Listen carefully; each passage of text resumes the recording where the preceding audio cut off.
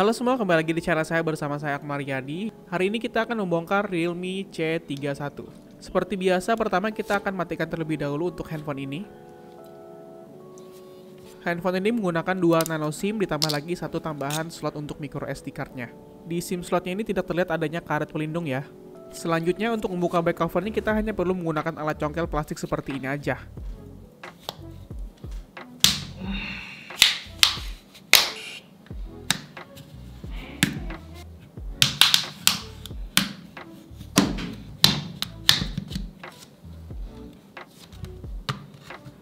Kemudian kita buka ke kiri, tapi hati-hati karena masih ada fleksibel dari sensor sidik jarinya yang menempel. Kemudian kita lepaskan dulu semua baut yang mengikat pelindung motherboard bagian atas. Kemudian kita bisa mengangkat pelindung motherboardnya ini. Kemudian lepaskan konektor sensor sidik jari menggunakan kuku kita. Dan kita bisa angkat bagian back covernya. Kemudian lepaskan stiker garansi di bagian bawah. Dan kita bisa melepaskan baut yang di bagian bawah di sini. Setelah itu kita bisa melepaskan speakernya. Kemudian lepaskan konektor PCB bagian bawah. Dan kita bisa angkat PCB bagian bawahnya ini. Kemudian kita bisa melepaskan motor vibrator dari handphone ini. Selanjutnya kita bisa melepaskan kamera di paling bawah ini. Ini adalah kamera depth sensor dengan resolusi 0,3 megapiksel. Kemudian yang ini adalah kamera makro dengan resolusi 2 megapiksel. Dan untuk kamera utamanya resolusinya 13 megapiksel, bisa merekam video Full HD sampai dengan 30 fps. Sedangkan untuk kamera depannya dia resolusinya 5 megapiksel, bisa merekam video HD 720p sampai dengan 30 fps. Selanjutnya lepaskan kabel antena dan kita bisa melepaskan motherboardnya.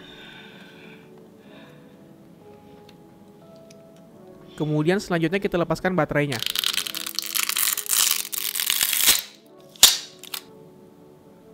Oke, kita akan menjelaskan satu persatu bagian dari handphone ini. Yang pertama ini adalah bagian back covernya. Jadi bagian back covernya di sini ini ada antena, kemudian di bagian bawahnya ada antena, dan di sini ada konektor dari sensor sidik jarinya. Dan kalau kita perhatikan di sini bagian back covernya ini adalah bagian menjadi satu kesatuan. Jadi tidak seperti handphone lainnya yang mana dia menggunakan back cover kaca atau plastik, kemudian ada frame-nya, tapi ini sudah menjadi satu frame dan back covernya. Jadi ini dari plastik ya. Back cover seperti ini memudahkan sekali pada saat proses bongkarnya karena kita tidak perlukan pemanasan atau pakai heat gun ya.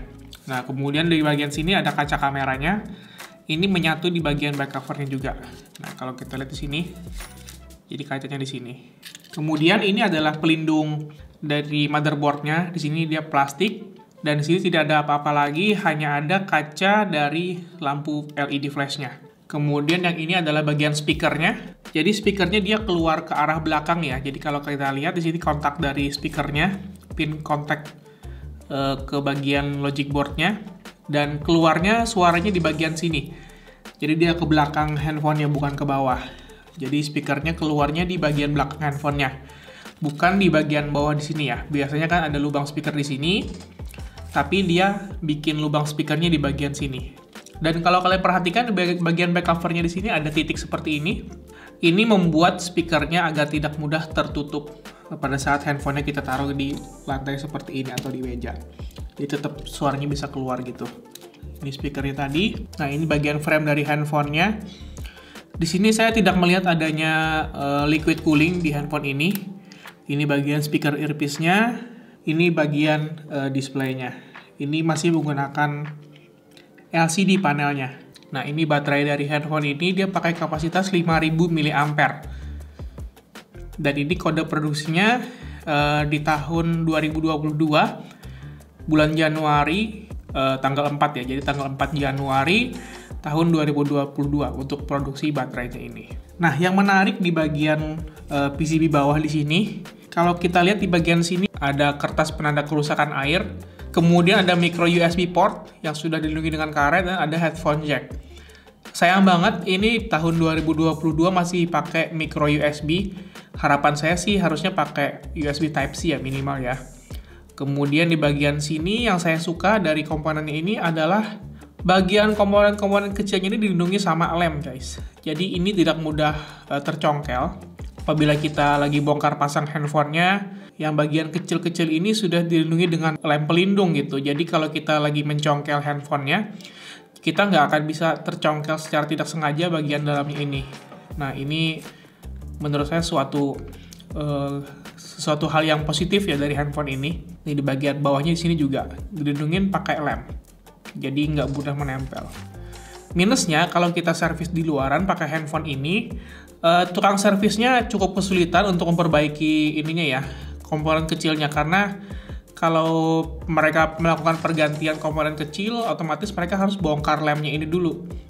Dan ini beresiko merusak seluruh komponen yang ada di bawah lemnya ini. Tapi kalau kita ke service center resmi, ini cuma diganti satu ini aja. Jadi kalau kerusakannya micro USB portnya, yang diganti satu bagian PCB-nya ini. Seperti itu guys.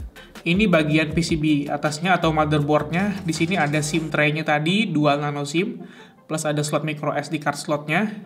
Dan di bagian sini tidak ada hal yang spesial menurut saya.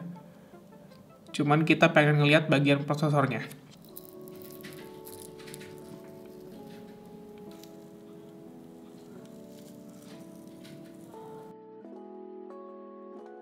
Nah, jadi Realme C31 ini menggunakan prosesor dari Unisoc. Seperti ini prosesornya. Jadi ini saya baru pertama kali dengar ada prosesor dari Unisoc, UniSoC ya. Jadi ini UniSoC.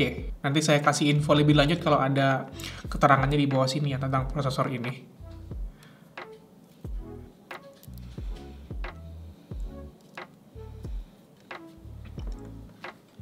Oke, jadi sampai di sini dulu video bongkar dari Realme C31 ini. Semoga video ini bermanfaat untuk kalian. Jangan lupa dukung terus channel ini dengan cara subscribe dan follow Instagram saya di bawah sini. Dan sampai ketemu di video-video selanjutnya.